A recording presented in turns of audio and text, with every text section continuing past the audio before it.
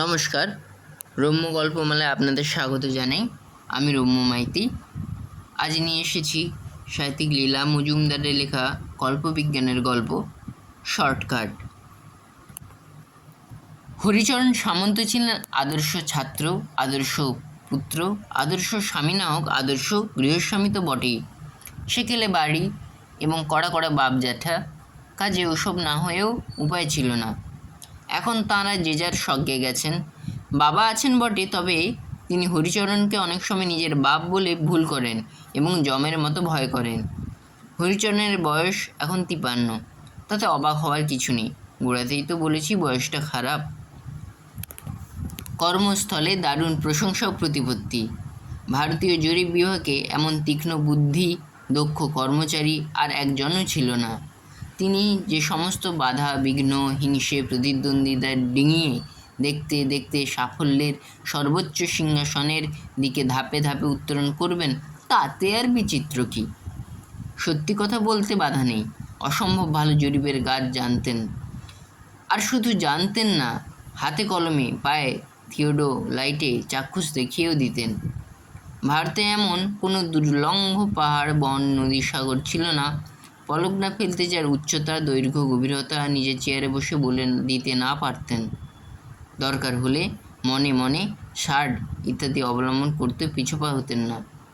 বাস্তবিক তাকে অঙ্কের আর অঙ্কনের জাদুঘর বললেও অত্যুক্তি হতো না। এমনকি যেসব দুস্তর জায়গায় সভ্য মানুষের পা পড়েনি, 7 দিন সময় পেলে সেখানকার যাবতীয় গুহ্য তথ্য সংগ্রহ করে দিতে পারতেন।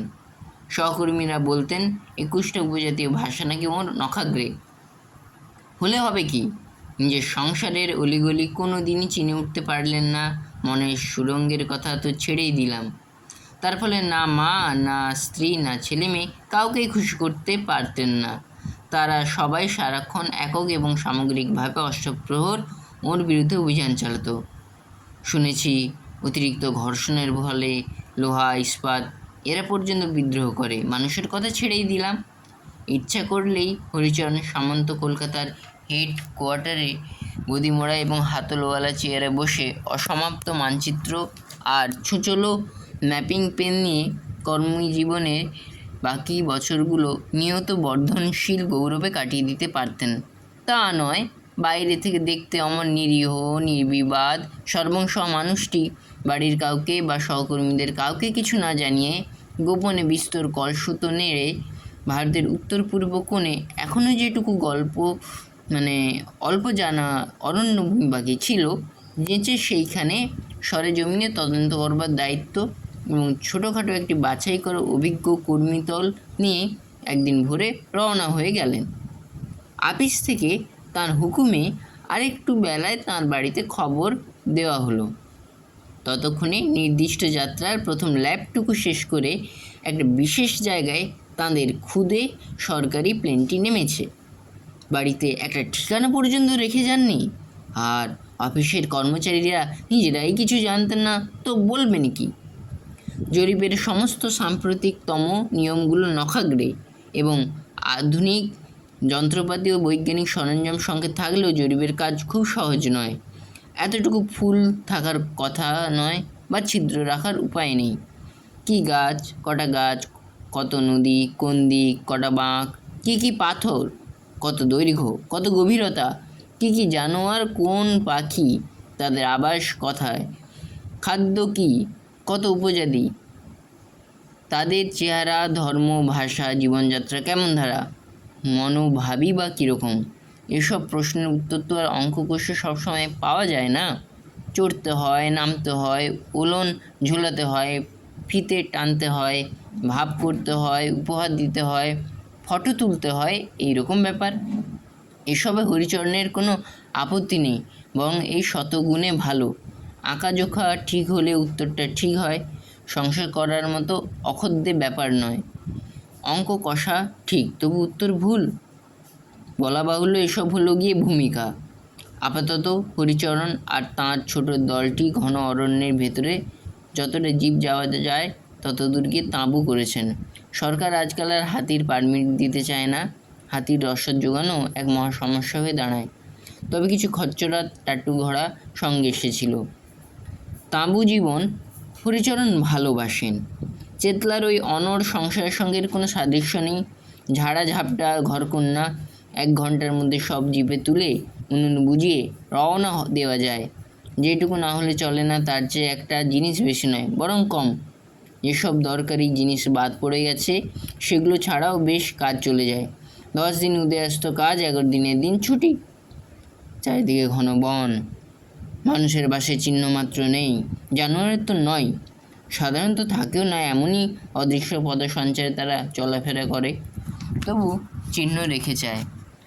ওই রকম একটা ছুটির দিনে কর্মীরা বলল, স্যার, 2 মাস একাধিক্রমে শুকনো মাছ মাংস খেয়ে খেয়ে অরুচি ধরে গেছে।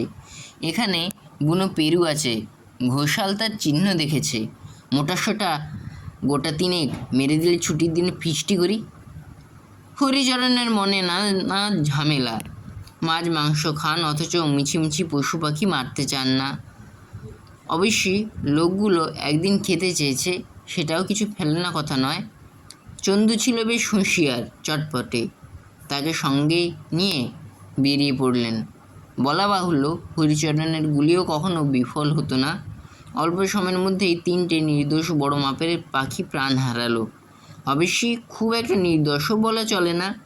উনি কিছু করার আগেই ওকে দেখবা মাত্র মহা রেগে নাকের উপরকার লাল ঝুঁটি নেড়ে কিতির কিতির বক বক গবর গবর শব্দ করে তেড়ে এলো। মনে হলো ধরতে পারলে খেয়েই ফেলবে। আত্মরক্ষার্থ তো লোক গুলি ছোঁড়ে। পাখি 3টে এমনই অবাক হয়ে মরে গেল যে হরিচরণের মনটন একদম খারাপ হয়ে গেল।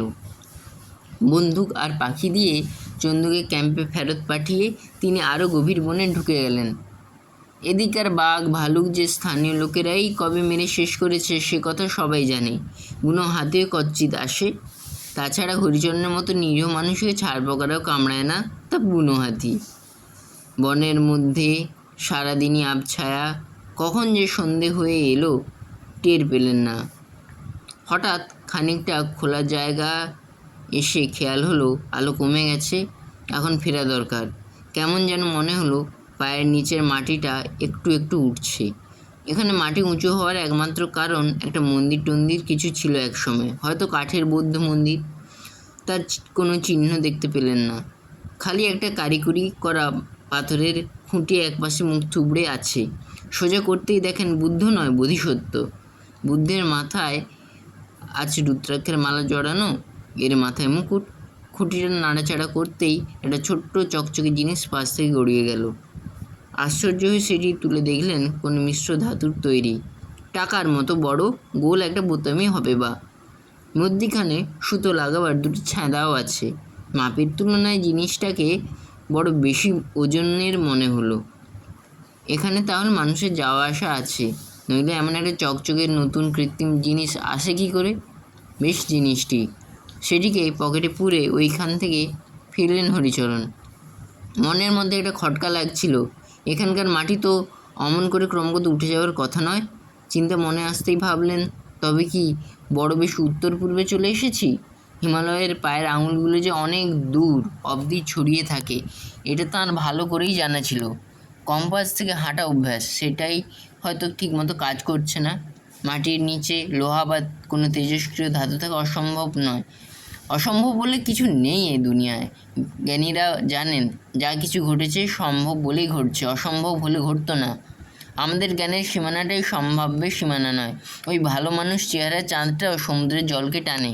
তার চেয়েও আশ্চর্যের কথা হলো খালি জলটাকে টানে না, পৃথিবীটাকেও টেনে কাছে আনে। উল্টো দিকে জলটা পড়ে থাকে, তাকে পুরনো জায়গায় ছেড়ে পৃথিবী চাঁদের কাছে সরে আসে, তাই ওদিকের জলগুলোকে গভীর মনে হয়। এই সব ভাবতে ভাবতে চলেছেন। হয়তো মানুষটাই কাঠখোট্টা, কল্পনাগুলোও অঙ্কের মতো। কিন্তু এটা সত্যি যে অসম্ভব অস্বাভাবিক বলে কিছু নয়। স্বভাব হলো প্রকৃতি, প্রকৃতির রাজ্যে অপ্রাকৃতিক বলে কিছু থাকতে পারে না, অতিপ্রাকৃত বলে কোনো কথাই হয় না। ওসব হলো মুখ্যদের প্রলাপ। যা কিছু ঘটে প্রাকৃতিক নিয়মেই ঘটে, আমাদের বিদ্যায় না কুলোলেই বলে অপ্রাকৃত। তবে হয়তো মহাকাশে যেখানে পৃথিবীর মাধ্যাকর্ষণ কাজ করে না সেখানে অন্য নিয়ম ঘাটে, কিন্তু সেও প্রকৃতিরই নিয়ম। সমস্ত সৃষ্টি জুড়ে প্রকৃতির আধিপত্য।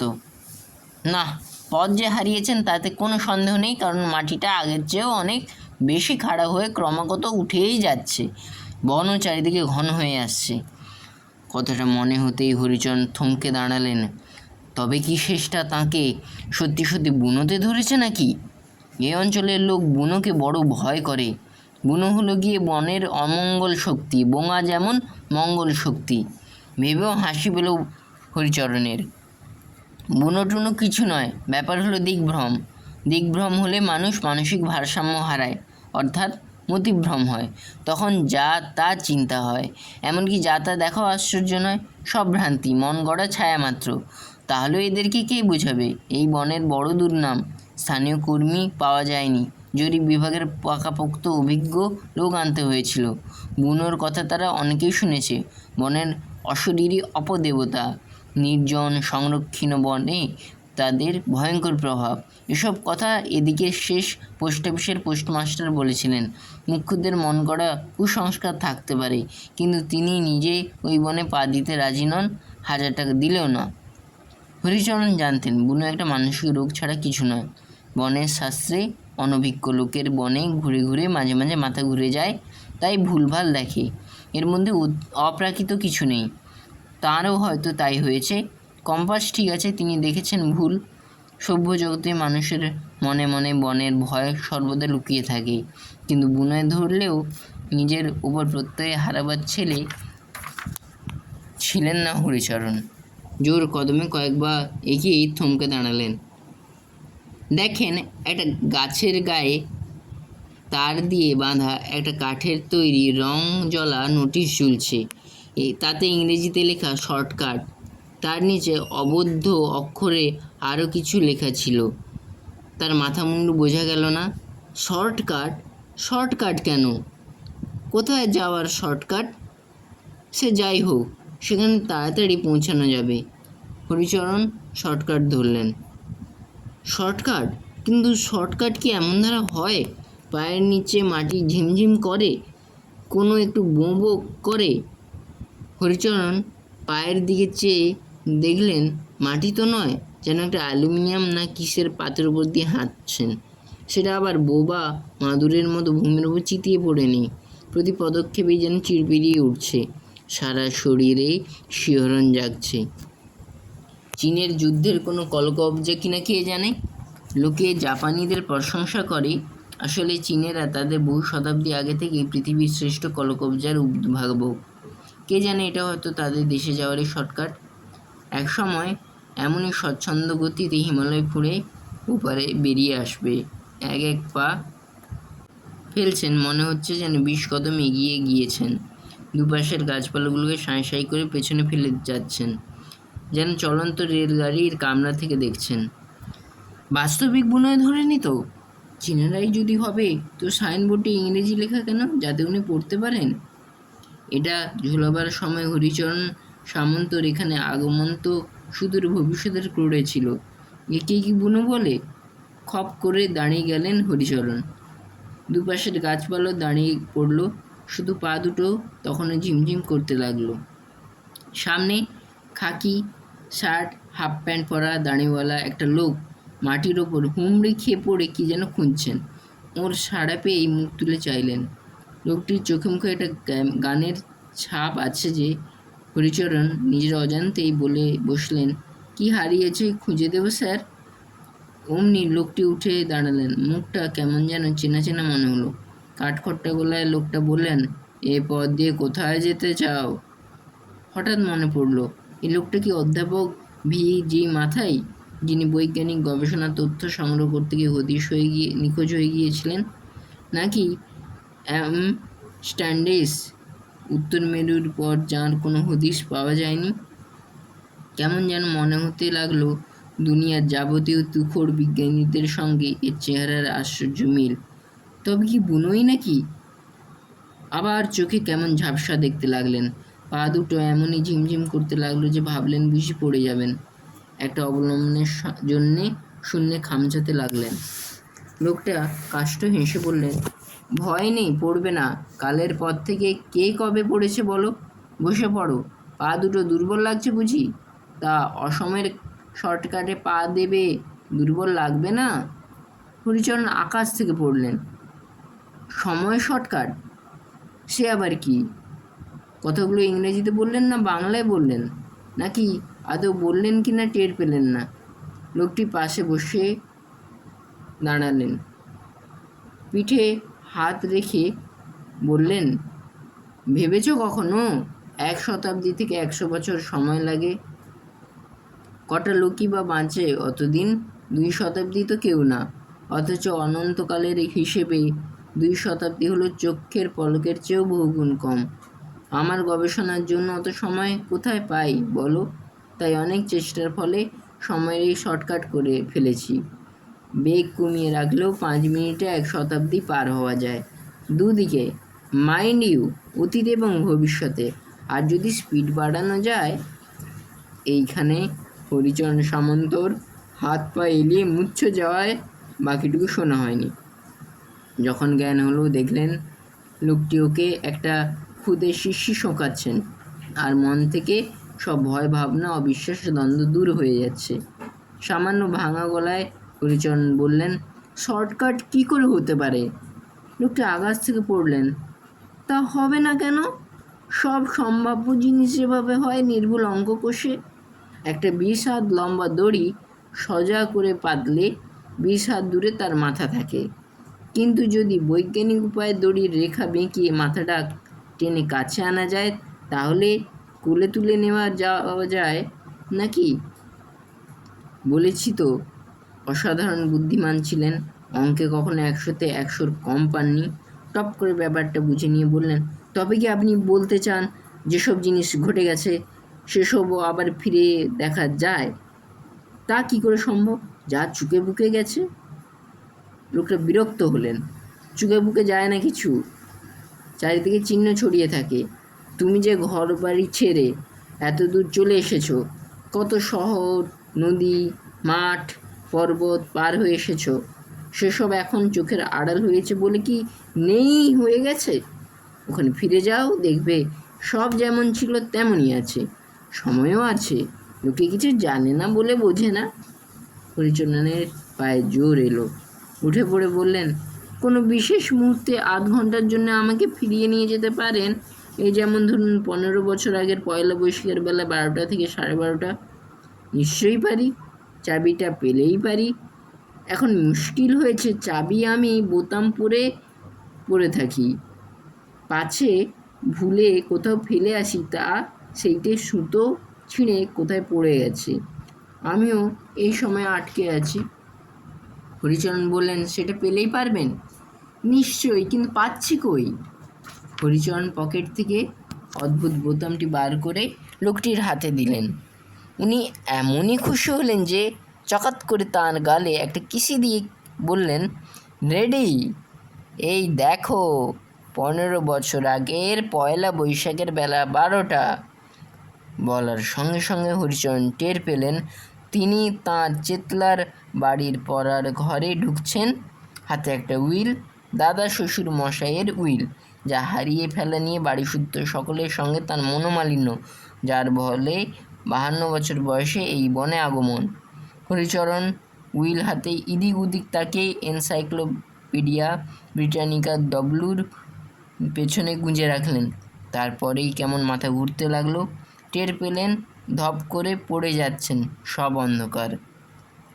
তারপর মনে হলো কারা তার মুখে জলের ঝাপটা দিচ্ছে, চোখে টর্চ ফেলছে।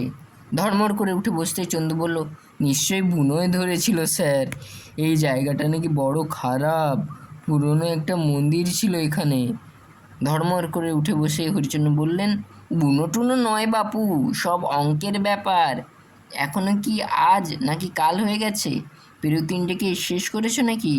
তারা বলল, না স্যার, আপনি না এলে খাই কি করে? চলুন, ঠান্ডা করে কী লাভ, হাঁটতে পারবেন তো? হরিচরণ বললেন, বাহ, এটুকু পারবো না বলে কি না আমি। এই বলে পা চালালেন। একবার মনে হয়েছিল বটে আমরা ভোজ খাবো বলে 3টে নির্দেশ পাখি শেষ হলো, তারপরেই মনে হলো শেষ টেস কিছু নেই, এক্ষুনি বোতামটা ঘুরোলেই দেখা যাবে এখনও তারা কিতির কিতির গবর গবর করে তেড়ে আসছে। উ বাপ, ধরলে কাঁচা কাঁচা খেয়ে ফেলতো। সে যাকে গিন্নির ঠাকুরদার উইলটা যে কোথায় রেখেছিলেন সেটা এতদিনে জানা গেল। ব্যাস, আর কথা নেই। এখানকার কাজও শেষ। এবার ঘরে ফিরে সবাইকে খুশি করে দেওয়া যাবে। কিন্তু 52-53 কি আবার একটা বয়স নাকি? এবার থেকে বছরে বছরে ঘন অরণ্যে সরেজমিনে তথ্য সংগ্রহ। কেমন লাগলো আজকের গল্প? কমেন্ট বক্সে অবশ্যই লিখে জানান, এবং নিত্য নতুন আরও নানা সাথের গল্প পেতে অবশ্যই এখনই চ্যানেলটি সাবস্ক্রাইব করুন এবং আমার পাশে থাকুন।